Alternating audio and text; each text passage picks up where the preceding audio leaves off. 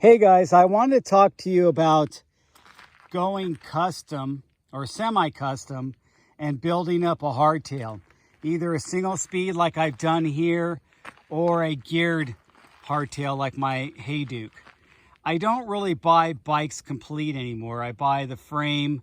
This one actually, Escar is really nice. They give you a headset, a wolf tooth headset. It's an okay headset, but I mean, headset, there's nothing to them, and that's something you can easily upgrade later. And they give you all the doodads to, clamp all your cable routing down. This is external cable routing. I really like the geometry of my Escar, Hey Duke, and Jaffe, which they're really close in geometry. And I think that's the first step if you're gonna go semi-custom and build up a single speed or a hardtail. You first need to look at the frame and the geometry and figure out where you are with your size. Is it a long enough reach for you? Is it give you enough standover? Are you in between sizes? What would you do to accommodate and make that frame work for you when it comes to feeling comfortable in the frame with your stem length, with your saddle, and different things like that, and your crank arms. How low is the bottom bracket? How long do you want the crank arms? So all those things are things to consider when you're going semi-custom on a frame, because you're pretty much picking out their frame geometry that they already have. You can't change that at all, and you're kind of going with the size that fits you best. Now remember, when they size their frame geometry, they're sizing it to a specific fork. This is sized to a 120 millimeter travel fork. So if you change that, it's going to change your geometry. They're sizing it to a specific tire size. They're sizing it to, like mountain bikes, it's either going to be a 29er or a 275, and with a specific 2.4, 2.5 tire size. So if you're going to go bigger, 2.6 or 2.8 or something like that, it's going to change a little bit. Your bottom bracket height is going to be higher, your standover is going to be less, and things like that. So those are things to consider. And really, what are you wanting to do with this custom build? Where are you going to be riding it, and how do you want to design it for, we'll customize it with all the components to fit your riding style.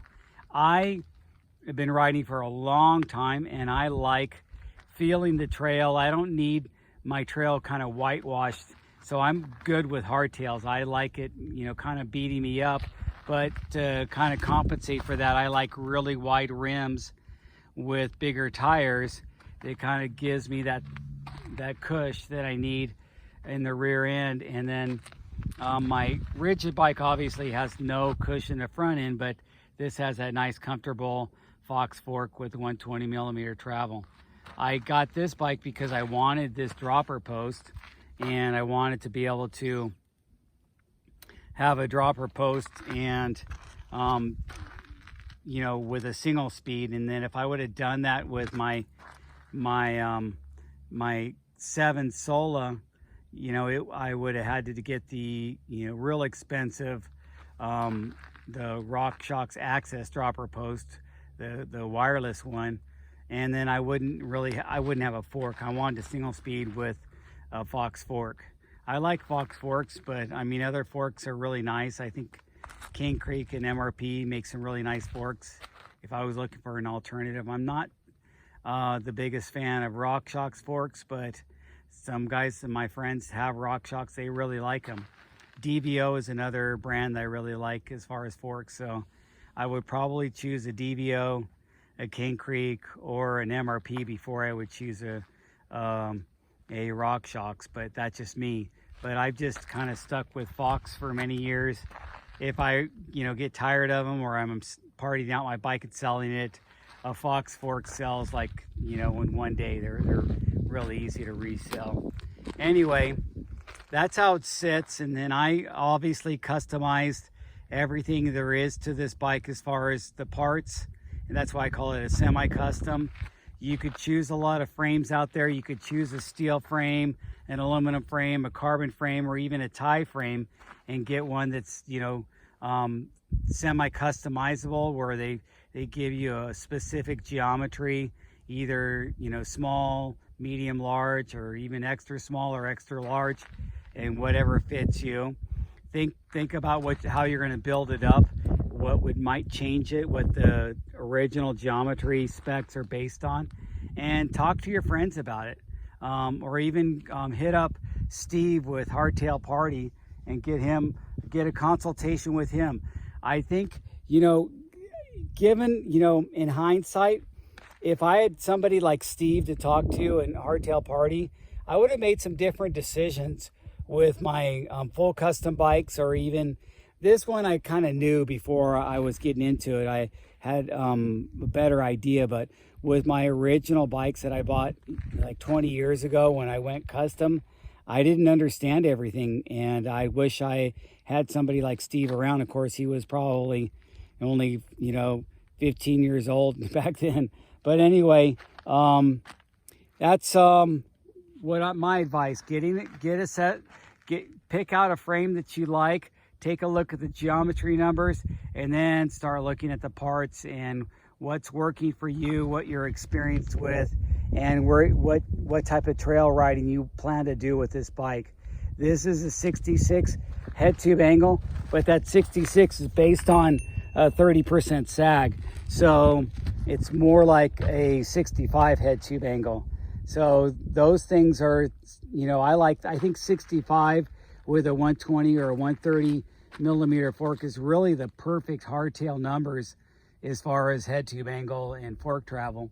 But that's just me. There's some of these hardtails that are 150 fork. My friend has the ESD, the Kona Hanzo one with the just extra slack dude one, and it's got a 150 millimeter fork, and he loves it, and that 150 millimeter fork works for him. But he's the kind of guy that's real experienced and really commits and rides inside the frame, doesn't go behind the back tire. It depends on your riding style too. If you're a guy that, you know, kind of goes behind the back tire more, maybe something that long and slack wouldn't work for you, and maybe a long travel fork wouldn't get utilized properly. You kind of have to be somebody that kind of tucks low and gets riding inside the frame. I mean, I don't know, that's just a, you know, a layman's analogy of it. I'm not a professional racer and I don't have that experience, but you know, you kind of create your own. I'm just an experienced rider from what I ride, and this is where I ride. I ride here all the time. This is my 4th or 5th ride this week. It's Saturday. I'll ride again tomorrow, and I like to ride this rough, rocky, loose conditions because I'm used to it. I came up here today, had a beer, and had some peanut butter Ritz crackers. Anyway, I'm getting kind of raspy. It's really hot out here. I'll talk to you guys later. Thanks for watching, and thanks for liking and following and everything else.